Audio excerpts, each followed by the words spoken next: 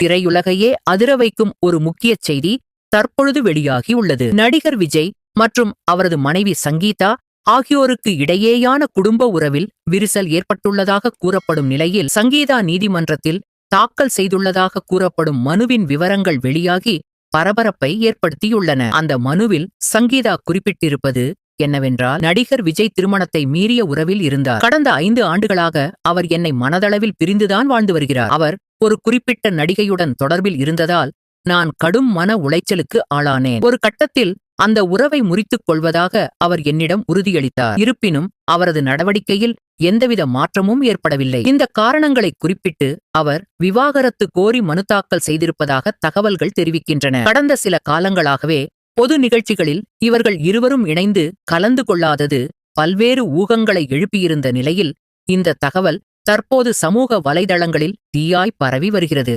இருப்பினும் இது குறித்து நடிகர் விஜய் தரப்பிலிருந்தோ அல்லது அவரது குடும்பத்திலிருந்தோ இதுவரை அதிகாரப்பூர்வமான விளக்கங்கள் எதுவும் அளிக்கப்படவில்லை என்பது குறிப்பிடத்தக்கது.